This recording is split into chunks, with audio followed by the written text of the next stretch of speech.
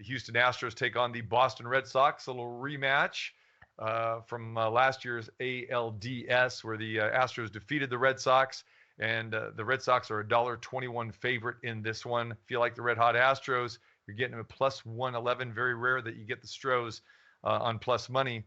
And then the total in this game, because it's at Fenway Park, the number is 9, shaded towards the over at minus 120. Jake Odorizzi against Garrett Whitlock in this game. Base winner, you're on this game. Tell us who you like and why.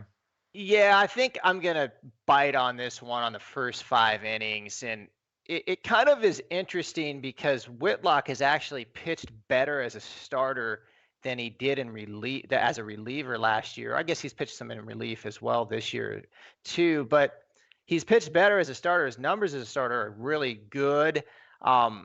And I think that I have him with the run suppression number, I have base winner number of 74, which means he's going to suppress runs 26% better than the average pitcher. And I think that's a fair number based on his body of work so far. And that includes some 2021 work. And I'm just not that big of a fan of Odorizzi. I've got him 140th out of 150 pitchers. My 5-inning line, and this is going to be controversial to baseball hipsters, but I have it priced at minus 264. There's just a huge gap in starting pitcher for me. And then if you look at the Stuff Plus, and this is another number that I'd like to look at as well. If you look at Whitlock Stuff Plus, it's the 72 percentile compared to Odorizzi at a 5 percentile. And you say, well, base winner, your advanced numbers are too complex for us. I don't care about your advanced numbers. Can you give me something more simpler to digest? And okay, I will.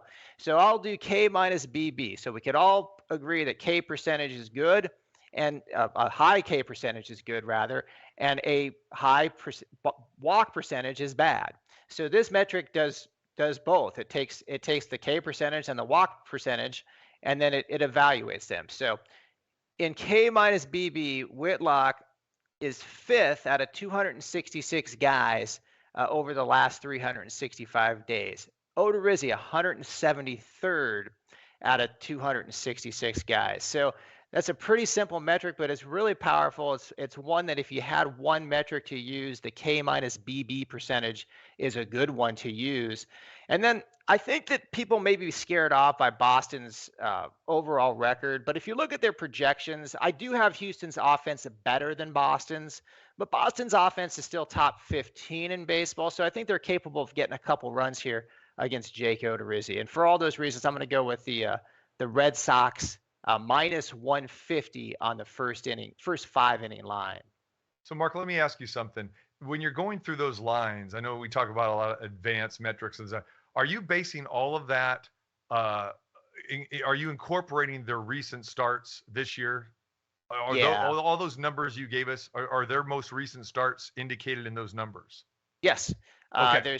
I have like 3 different sets of ratings I combine for the one rating, and then if we go by recent starts, I mean, Odorizzi, as much as I've been an anti-Odorizzi guy, he's been fantastic. He's been one of the best pitchers in baseball over his last 3 starts. Well, and this is where I'd kind of disagree with you on that. Well, no, I'm just telling you, his last 3 starts, he's given 1 earned run in 17 innings.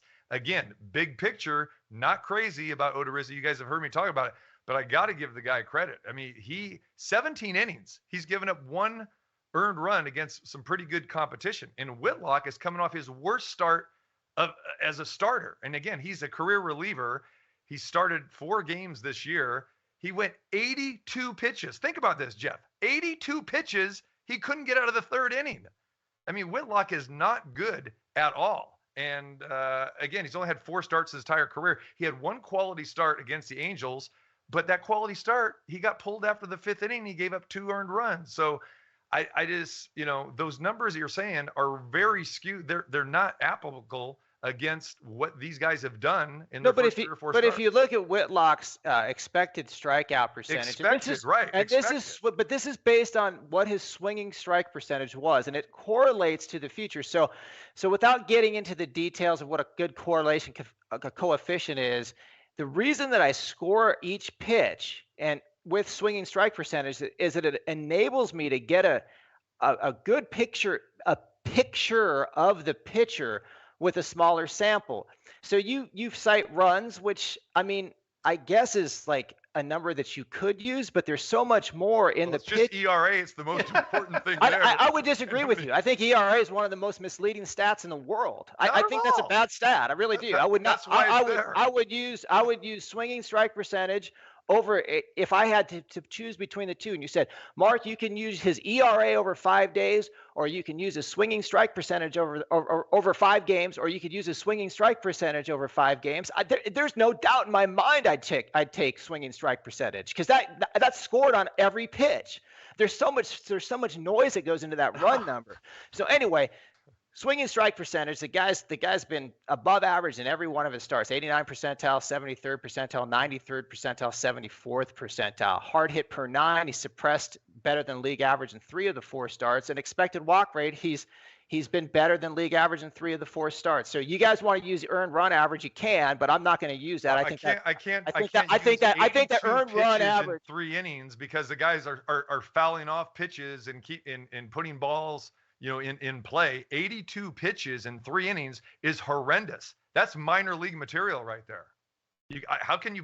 I don't think it's horrendous. I don't think that a 17.9 swinging strike percentage, 13.4 swinging strike percentage, suppressing hard hit per 9 better than league average in 3 of the 4 starts. I just don't see it. You guys look at earned run average. Okay, that's fine, but I don't.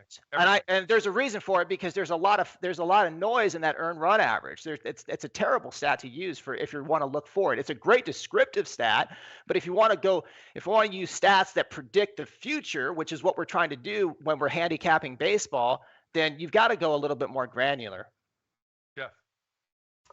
Yeah, so this game's really interesting because obviously the Fenway effect, right? You have, some of the fact that, look, it is likely, okay, whether I agree with Mark or I agree with TC or whatever, it is likely that Whitlock is not going to last deep into this game, okay? The quicker Boston's bullpen comes in, the better. While interesting, though, their bullpen numbers are not good, but one thing I'm noticing, they give up a lot of home runs. If they don't give up home runs, their bullpen's actually not that bad. You look at on the season, 19 home runs they've allowed, 67 earned runs, but the whip is quite low actually in terms of bullpen. So, I'm kind of divulging that I think Boston's bullpen's not as bad as it is. Maybe if they just stopped giving up so many home runs, they wouldn't have any issue. That being said, I want to look towards unders with Boston and Houston.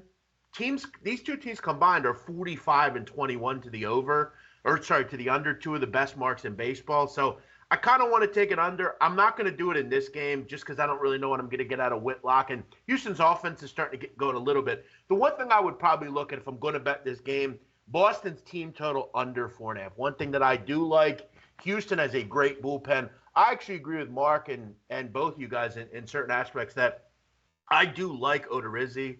I feel like he can do pretty well. This isn't a great Boston lineup. And when we're looking at runs per game, I know Mark just kind of talked that he don't look at some of that stuff. But the truth is at home, Boston's lineup is scoring about, under 3 runs a game at home. So I'm skeptical to think they can get the 5 or 6 runs here. Yeah, I think you got 2 hittable pitchers here. And in the Astros, lineup right now, I mean, they're scoring runs like crazy. I mean, put them right up there with the Yankees right now as far as where they're scoring. That's why they've won 12 of their last 13. But again, I've got no action in this game. We're going to lock BaseWinner down for Boston in this game as he likes the Red Sox. And this is a first 5-inning play. So Mark likes Boston in the first 5, is going to lay 150 for that against the currently red hot Houston Astros. All right, guys.